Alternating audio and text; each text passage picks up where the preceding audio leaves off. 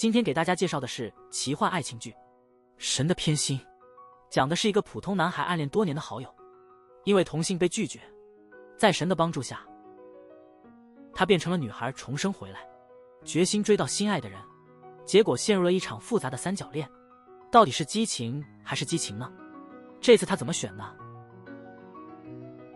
男主角小白还是个高中生，最近每天都跑神庙许愿。他之前跟自己说好，拜满100次就向喜欢的人表白。对小白而言，许愿是确定心意的方式，也能给他加点勇气。他并不真的指望神仙能帮他实现愿望，谁知他风雨无阻来祭拜的举动，竟激起了神庙神明的兴趣。想知道是谁让小白这么牵挂？神明决定在小白许愿第100次后，悄悄跟着了解真相。出乎神明意料的是，小白想告白的人居然是他青梅竹马的朋友，也是男生的健太。健太可是彻头彻尾的直男，他只能抱歉地拒绝老友的突然表白。为了保住2人10年的友谊，他拒绝后不断强调自己永远是小白最亲密的朋友。表白被拒的小白勉强笑着，嘴上说不介意，心里却痛得快走远了这个让人心碎的地方。结果不小心出了个事故，一片漆黑中失去意识。小白醒来时，突然发现自己在个鬼地方。神明看见今天的种种，出于同情小白，答应实现他一个心愿。小白总算从惊呆中回过神来，意识到自己挂了，明白神明说的是复活的机会。想到复活了也抢不走好友健太的心，悲伤又上来了。于是小白提了个大胆的心愿，他想变成健太喜欢的类型，重新追求她。于是马上决定以女孩子的身份开始新生活。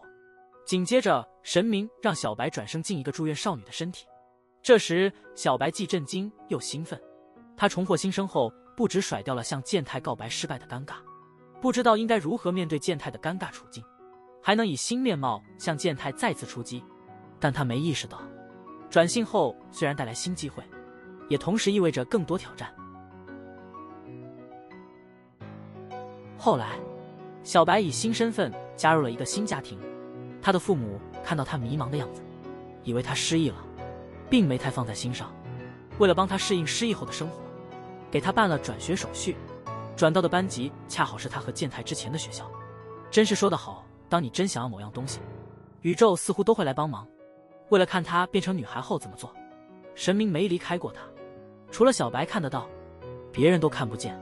因为之前谈过几次恋爱，小白面对女孩子的身体没显得特别尴尬或生疏，他就是好奇，他占了身体的那个女孩最后会去哪？所以他不止一次地问神明关于女孩的事，对方老是避开不谈。小白见状只好先搁下这点八卦，把心思全放在接近暗恋的健太上。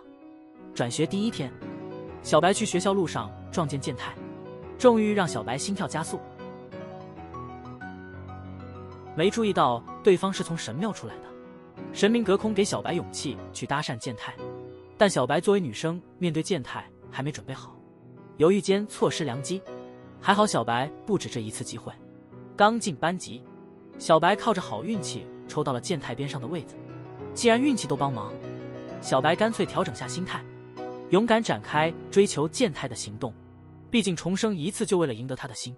可新手小白还不会女生的说话方式，舌头打结了一样，啊巴呀巴半晌说不出完整的话，尴尬地退出教室。这时健太跟了出来，他以为小白因适应新环境而紧张，过来安慰他。健太说话温柔体贴，但手却不经意搭上了小白的肩，引导小白回教室。旁边的神明看着这一切，心里明白健太很会撩人。趁着午休时间，神明跟小白提了这事，小白似乎并不太放在心上。健太对女生天生就更体贴，神明看小白不怎么介意，就没再纠结这事，告诉小白喜欢就得主动，想追健太想变性，就得准备好过女生的生活，再拖拖拉拉，可能就被别人抢先了。小白才发现自己之前决定太草率了，只想赢得健太的心，没好好想怎么以新身份跟他相处。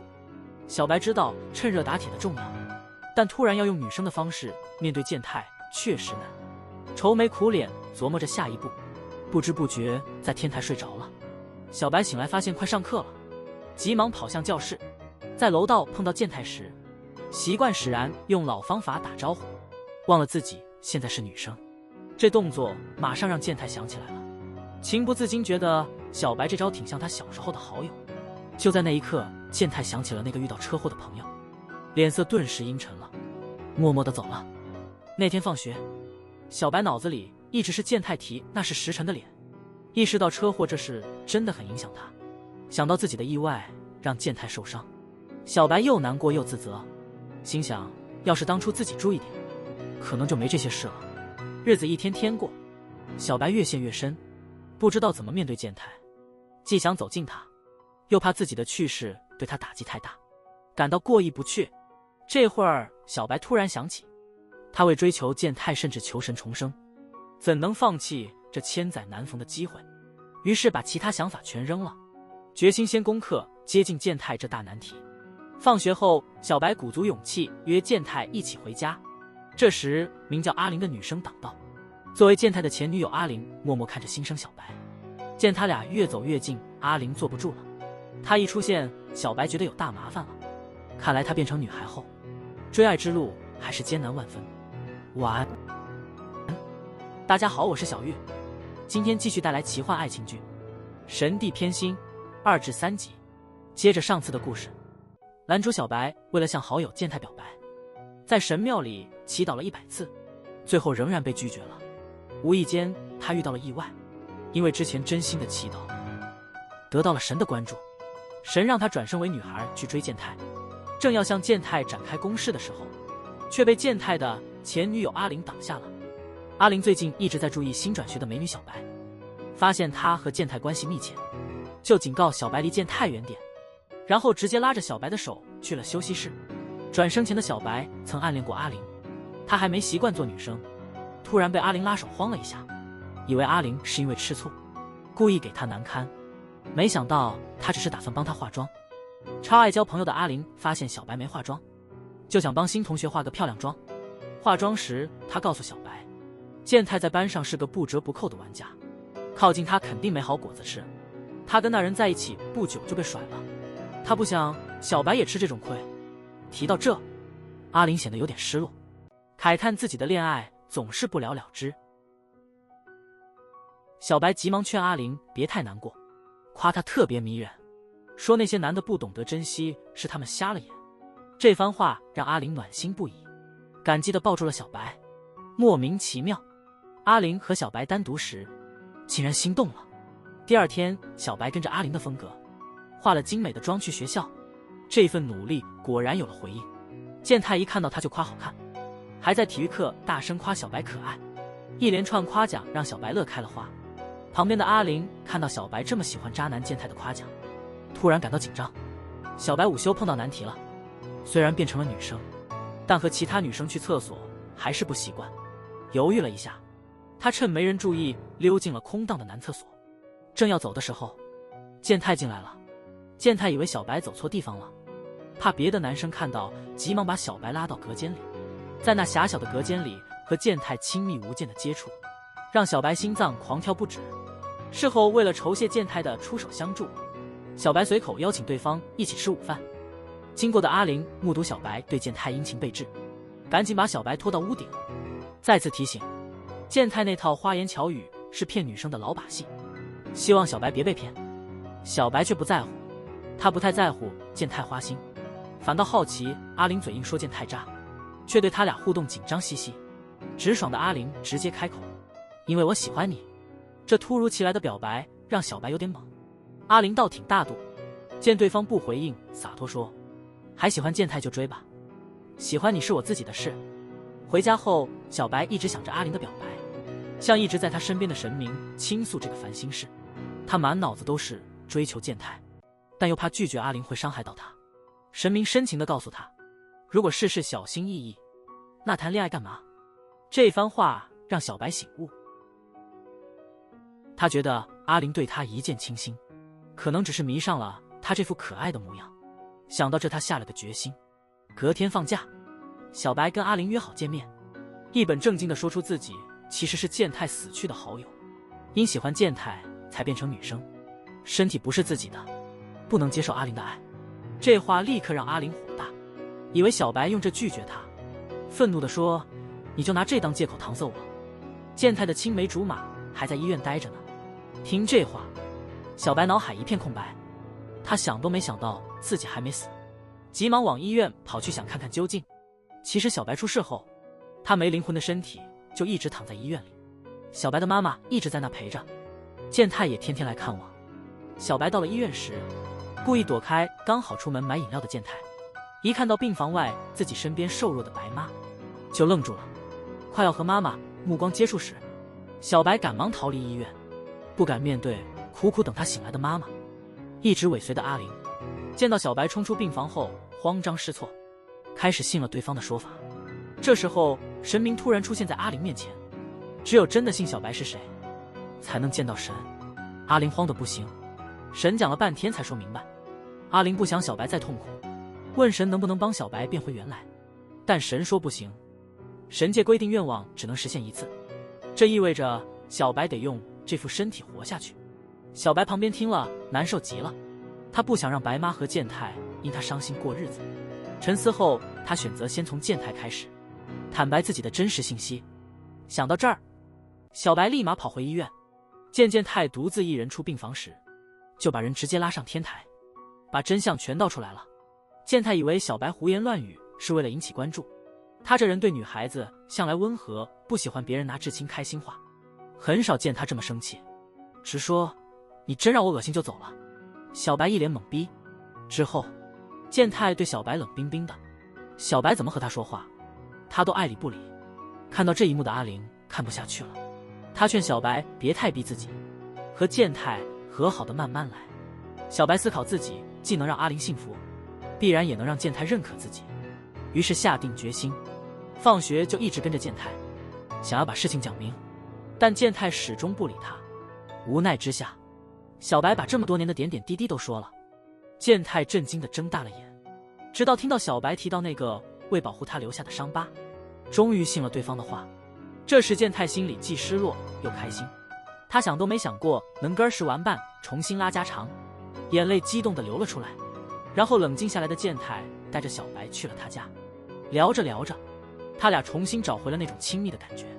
因为健太信了小白，所以那神明就出现了。懒得再说一遍的神明顺便把阿玲也带来了，解释最近发生的事。阿玲一说原因，就向健太挑战，誓言要得到小白的心。得知小白无法回到原身的健太，一瞬间失去了重逢的喜悦。健太和阿玲单独时，突然惊讶阿玲竟然喜欢女孩。阿玲严肃回应：“我喜欢的人刚好是同性，小白对你的感情也一样。既然她变成女孩子也要追你，得好好珍惜她。”晚上健太一直想小白睡不着，健太突然明白自己的忧郁和犹豫，全是因为不知道怎么面对变成女孩子的小白。整晚思考后，他终于决定了，就约小白见面。小白来健太家后，俩人像往常那样聊得开心。忽然健太贴墙问，认真地说：“虽然我之前没答应你，但现在或许可以考虑，要不要试试看？”得知铁哥们小白变身女孩只因为爱慕自己，健太打算积极行动，助小白实现愿望。但是小白深知健太的性格，觉得他突然的转变只是迷恋自己的新模样，急忙推开他逃跑了。后来小白跟密友阿玲坦白了一切，说不想靠这副身体赢得健太的一时宠爱，希望健太能真心实意的喜欢他。阿玲一直喜欢小白，本以为小白和健太的关系破裂会让他高兴，但看到小白那副郁郁寡欢的样子，他却乐不起来。为了让小白幸福，他把从神明那儿知道的秘密说了出来。小白出事的时候，一个叫神月的女孩也遇到了危险，他们在神明的帮助下交换了身体，按照每人能实现一个愿望的规则，只要神乐醒来向神明许个愿，就能再换回来。小白可能有机会变回去。阿玲的话给小白带来了希望，他要确认健太之前邀约是否真心，便拉着健太去了医院，想唤醒陷入昏睡的真身神乐。可是不管怎么叫神月的名，对方都没反应。小白变回男生的尝试遇到了难题，健太对小白的举动感到糊涂，但因为多年的友谊，决定去庙里求神保佑。希望能帮小白实现愿望。自从小白出事以后，健太就天天来庙里为他祈祷，这份真心感动了神明。神明说能满足健太一个愿望，但愿望得和许愿人相关。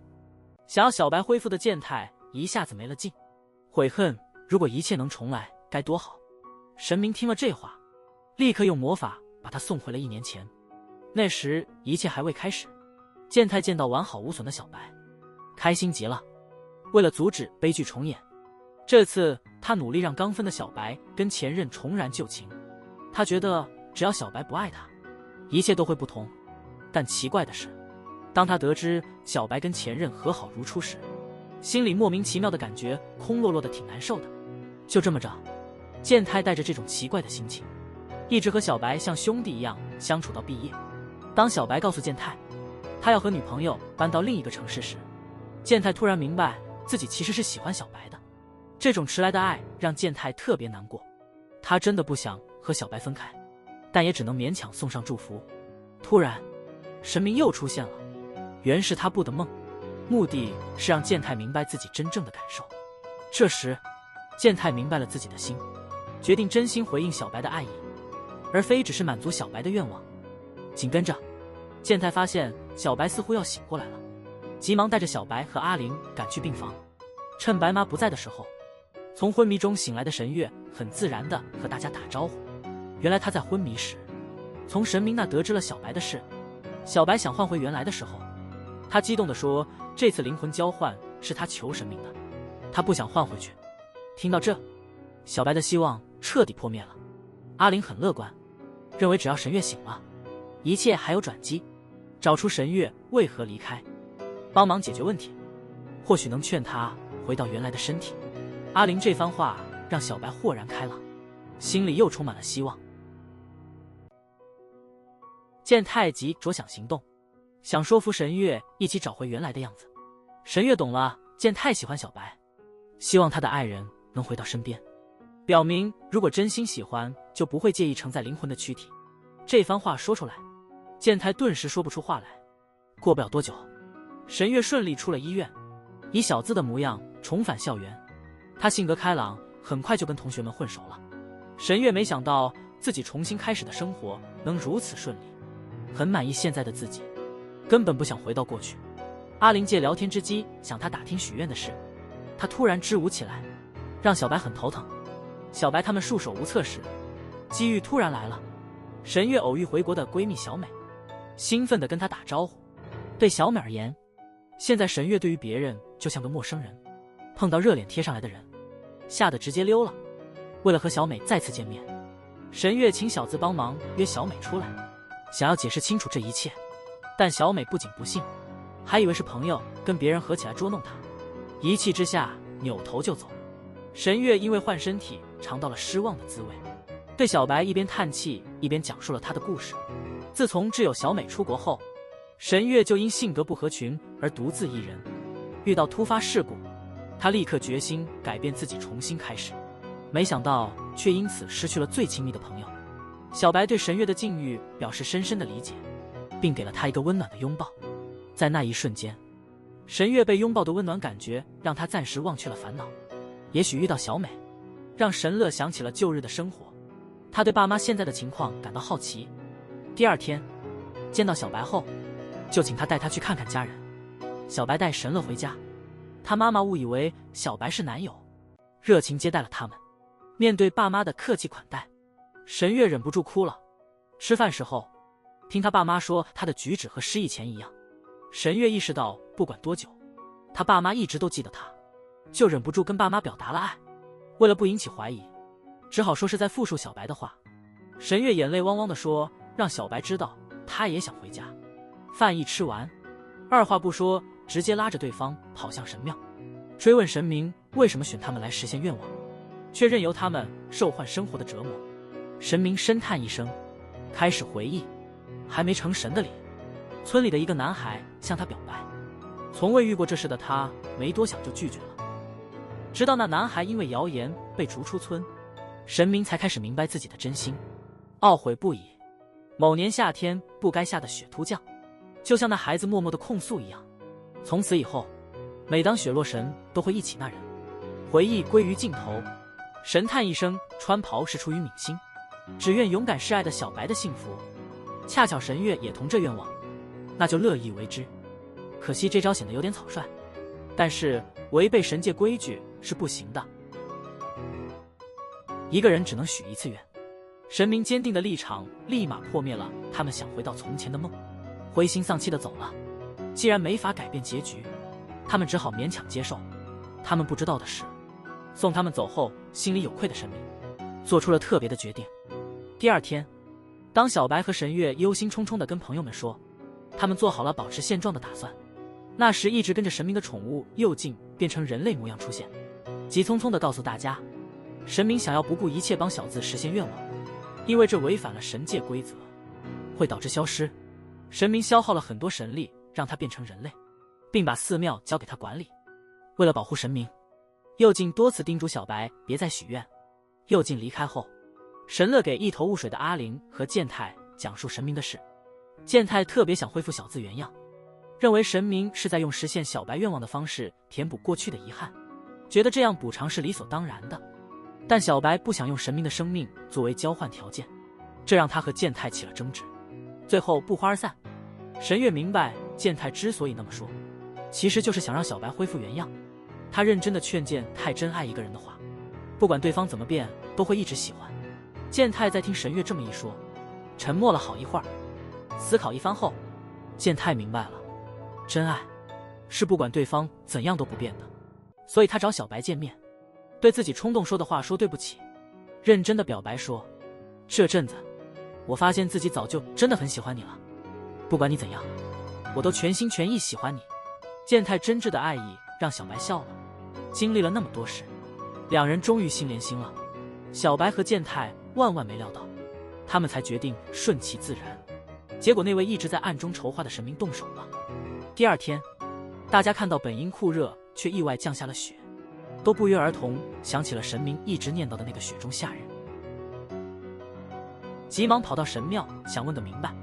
可神明没等大家开口，就先问了个问题，想知道神月和小柏在体验不同人生后有啥感想。